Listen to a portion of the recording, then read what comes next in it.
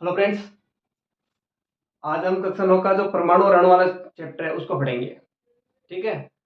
कुछ स्टूडेंट हमारे पास जो ऑफलाइन पढ़े हैं उनकी डिमांड पे हम कक्षा 9 का चैप्टर लेके आए हैं, परमाणु और अणु वाला। तो परमाणु और अणु में क्या है, सबसे पहले इसमें रासायनिक संयोजन के कुछ नियम आएंगे। रासायनिक संयोजन के दो नियम होते हैं, एक स्थिर अनुपात का नियम है और एक द्रव्यमान संरक्षण का नियम आएगा। ठीक है। उसके बाद में हम डोल्टन है, जिसने परमाणु के बारे में हमें बताया कि परमाणु कैसा है।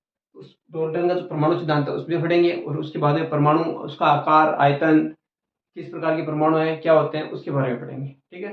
सबसे पहले देखते हैं रासायनिक संयोजन होता क्या है। रासायनिक संयोजन क्या होता है, जब कोई दो या दो से अधिक पदार्थ मिलकर रासायनिक अभिक्रिया करते हैं। रासायनिक अभिक्रिया होती है दो या दो से, जैसे कार्बन और ऑक्सीजन मिलकर कार्बन डाइऑक्साइड का निर्माण कर रहे हैं, हाइड्रोजन और ऑक्सीजन मिलके, देखो क्या होता है, इसमें देखो हाइड्रोजन मिल गया, ऑक्सीजन हो गया, तो क्या बना रहे, H2 जल बन गया, कार्बन हो गया, ऑक्सीजन हो गया, क्या बना रहे, CO2।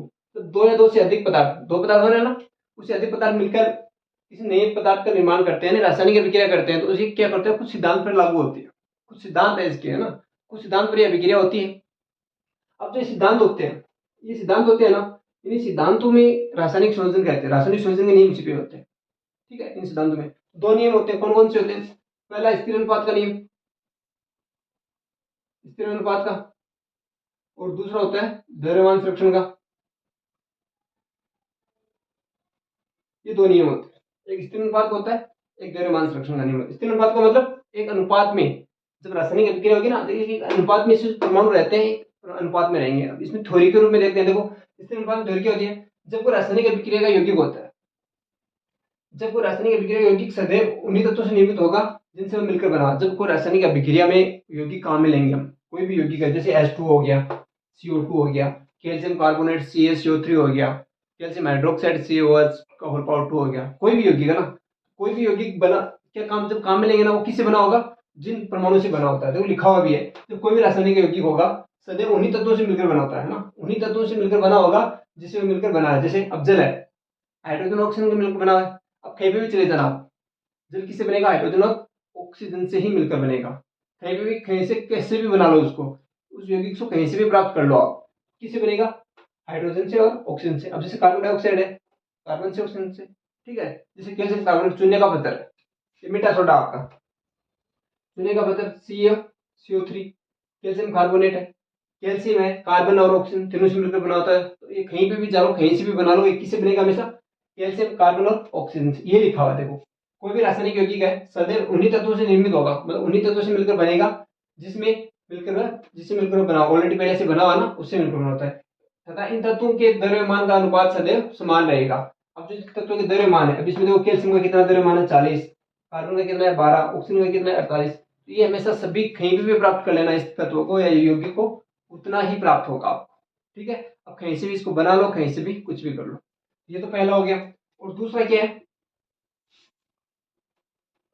द्रव्यमान संरक्षण का नियम।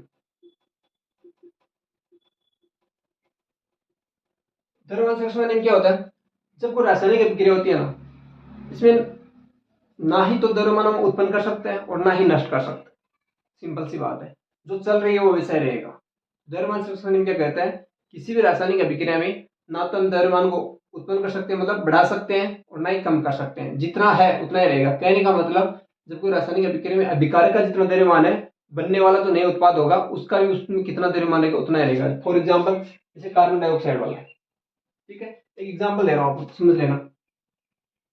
CaO, कैल्शियम ऑक्साइड, ठीक है, इसमें कार्बन डाइऑक्साइड गैस प्रवेश करेंगे तो क्या बनेगा, चूने का पानी CaCO3 बनेगा। ठीक है। अब देखो कैल्शियम ऑक्साइड, कैल्शियम का कितना होता है द्रव्यमान, 40, ऑक्सीजन का कितना होता है, 16, कार्बन का कितना, 12, ऑक्सीजन का कितना होता है फिर 16। कितने परमाणु काम में ले रहे हैं, दो, दो से गुणा किया, ये तो हो गया इसका। अब देखो उत्पाद में देखो, कैल्शियम का 40, कार्बन का 12, ऑक्सीजन का कितना है, 16, कितने काम में ले रहे हैं, 3। ये लो।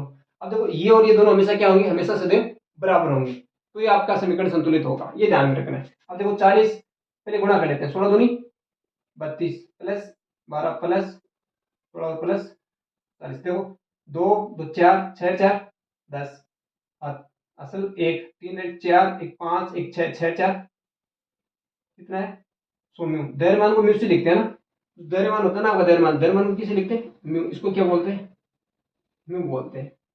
ये मैं और ये म्यू, म्यू बोलते हैं ना, सो म्यू हो गया इसका द्रव्यमान। अब इसका देखो, पहले गुणा करो, 16 3 48 प्लस 12 प्लस 40, 8 2 10, असल 1 4 1 5 5 1 6 6 4, हुआ कि नहीं हुआ ना द्रव्यमान, इसका भी सौम्य और इसका भी सौम्य बराबर होना। उसी प्रकार कार्बन डाइऑक्साइड वाला ये देख लो आप, सी प्लस और टू इक्वल क्या बना, CO2। कार्बन में कितना होता है 12 प्लस ऑक्सीजन में कितना होता है 16 इंटू 2, देखो 16 दूनी 32 प्लस 12 2 2 4 3 1 4 44। इसका देखो कार्बन का 12 प्लस 16 इंटू 2, 12 प्लस 16 दूनी 32, ये कितना है 44। इसका भी बराबर आ रहा है, मतलब जितना द्रव्यमान रहेगा, जितना द्रव्यमान पहले है उतना ही द्रव्यमान बाद में रहेगा, यही द्रव्यमान संरक्षण का नियम होता है। तो रासायनिक संयोजन के दो नियम होते हैं, एक स्थिर अनुपात का नियम आ गया, जिसमें जो तत्व पहले से बना हुआ है, जहां से लेके बना हुआ है उसी द्रव्यमान अनुपात में वह रहेगा, ये स्थिर अनुपात का नियम हो गया। और ये द्रव्यमान संरक्षण का नियम हो गया।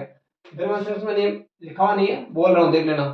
किसी भी रासायनिक अभिक्रिया में द्रव्यमान को ना तो उत्पन्न किया जा सकता है और ना ही नष्ट किया जा सकता है, वह द्रव्यमान संरक्षण का नियम कहलाता है।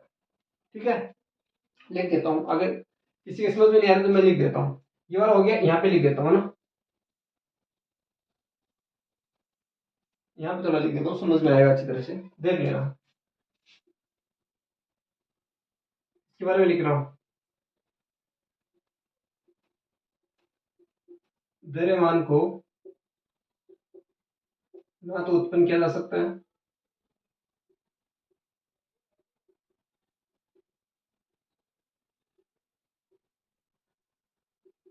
और ना ही नष्ट किया जा सकता है।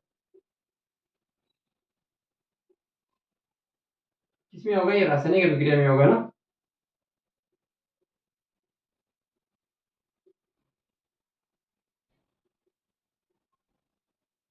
रासायनिक अभिक्रिया में देखो, किसी रासायनिक अभिक्रिया में द्रव्यमान को ना तो नष्ट उत्पन्न किया जा सकता है और ना ही नष्ट किया जा सकता है, वह द्रव्यमान संरक्षण का नियम है। और स्थिर अनुपात का नियम क्या है, कोई भी रासायनिक यौगिक सटे उन्हीं तत्वों से निर्मित होगा जिनसे ऑलरेडी पहले से वह बना हुआ है। और इन तत्वों का जो द्रव्यमान का अनुपात है, कितने द्रव्यमान में परमाणु निश्चित है, भाई जैसे हाइड्रोजन का मैंने बताया ना, अभी दो है, एक है, तो कहीं पे भी चले जाना, जल का ये अनुपात रहेगा, यही परमाणु आपके पास मिलेगा। और कार्बन का ये रहेगा, कैल्शियम कार्बोनेट का ये रहेगा। और द्रव्यमान संरक्षण का मैंने आपको बता दिया, ये हो गया द्रव्यमान संरक्षण का नियम। ठीक है, अब हम एक टॉपिक इसमें एक और देखते हैं, जो डाल्टन का परमाणु सिद्धांत है उसके बारे में देखते हैं।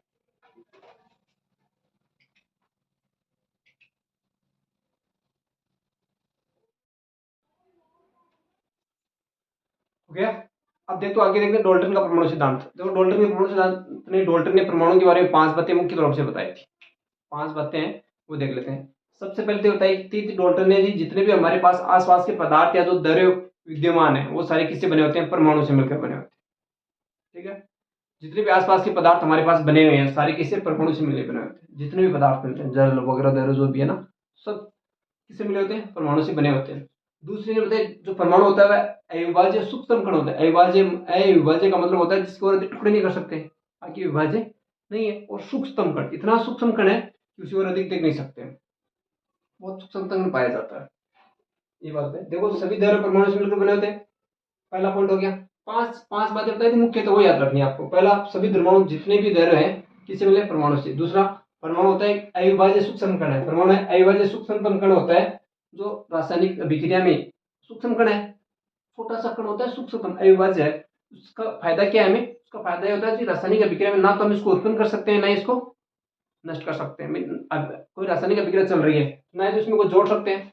जैसे कोई भी रासायनिक अभिक्रिया आपके पास चल रही हो, जैसे मान लो आपके पास चल रही है CO2 तोड़ रहे हैं हम, कार्बन प्लस O2 में तोड़ रहे हैं, या फिर आपके पास MgO है, ठीक है, इसको तोड़ रहे हैं, Mg प्लस O2 में तोड़ रहे हैं। इसमें क्या होता है, परमाणु सूक्ष्म कण होता है। जैसे Mg का एक परमाणु है, ऑक्सीजन के दो परमाणु काम में ले रहे हैं, जो सूक्ष्म कण होते हैं ये नहीं है इसमें एक को लगा देंगे ऐसे, यहाँ पे देखो, यहाँ पे ऐसे कर लेंगे, यहाँ पे और दो आ रहे हैं, यहाँ पे एक आ रहा है, तो यहाँ पे दो लगा रहे हैं, तो यहाँ पे Mg के दो लगा देंगे, ऐसा कुछ नहीं होने वाला है। ठीक है, यहाँ पे दो लगेगा तो यहाँ पे दो लगेगा, परमाणु नहीं जोड़ सकते हम इसमें, कभी भी परमाणु नहीं जोड़ सकते, परमाणु नहीं जुड़ेगा, ये ध्यान में रखना है। ये लिखा है, परमाणु अविभाज्य सूक्ष्म कण होता है जो रासायनिक अभिक्रिया में ना तो उत्पन्न होता है कोई रासायनिक अभिक्रिया होती है, इसमें ना तो हम उत्पन्न कर सकते हैं ना ही नष्ट कर सकते हैं, ना ही उत्पन्न कर सकते हैं ना ही नष्ट कर सकते हैं।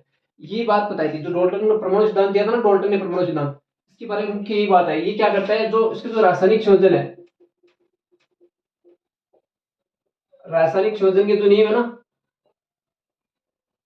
दो नियम थे, एक तो द्रव्यमान संरक्षण का नियम, एक स्थिर अनुपात का नियम। दोनों नियमों को ये क्या करता है, सिद्ध करता है। दोनों नियमों, दोनों नियम इसमें लागू होते हैं। तो कहाँ कहाँ लागू होंगे बता देता हूँ। पहला पॉइंट याद हो गया, सभी द्रव्य किससे मिले होते हैं, परमाणु से। दूसरा, परमाणु अविभाज्य कण होता है जो रासायनिक अभिक्रिया में ना तो उत्पन्न कर सकते हैं ना ही नष्ट कर सकते हैं। यही तो हमें क्या है, द्रव्यमान संरक्षण का नियम है ना, द्रव्यमान संरक्षण। ये तो बताया मैंने द्रव्यमान संरक्षण में कि द्रव्यमान संरक्षण में क्या होता है, द्रव्यमान को ना तो उत्पन्न कर सकते हैं ना ही नष्ट कर सकते हैं। भाई एक परमाणु जोड़ देंगे यहाँ पे तो द्रव्यमान बढ़ गया ना, इधर का अभी बताया था ना, कैल्शियम कार्बोनेट का लेके या मैग्नीशियम ऑक्साइड जो भी लेके बताया था, हो गया द्रव्यमान संरक्षण।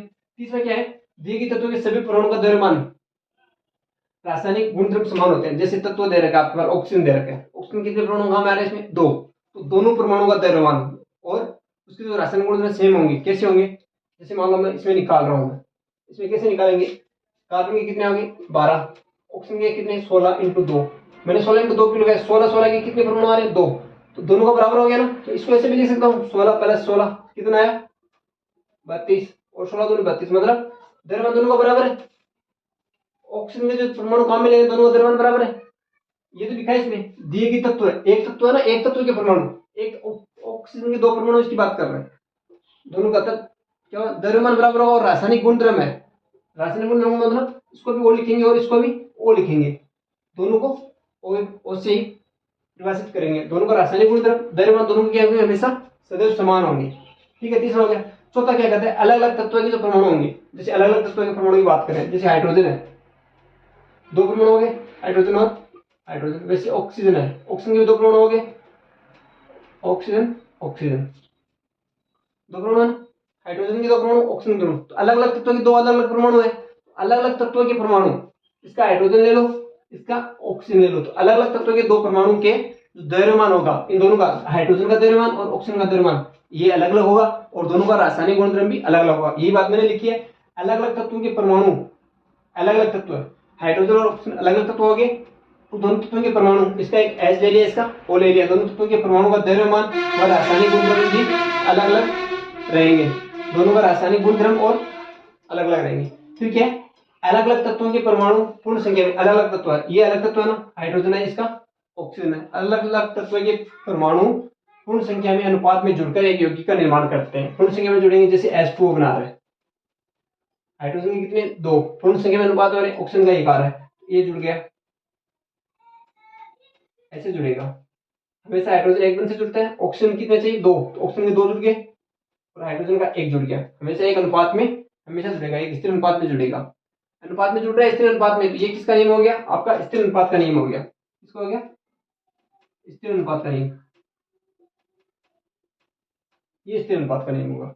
ये डाल्टन ने परमाणु सिद्धांत के बारे में बताया था, ये आपको ध्यान में रखना है।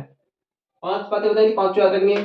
द्रव्यमान, सभी द्रव्य क्या परमाणु से मिलकर बने होते हैं, परमाणु अविभाज्य सूक्ष्म कण है जो रासायनिक अभिक्रिया में ना तो उत्पन्न कर सकते हैं ना ही नष्ट कर सकते हैं, द्रव्यमान संरक्षण नियम हो गया।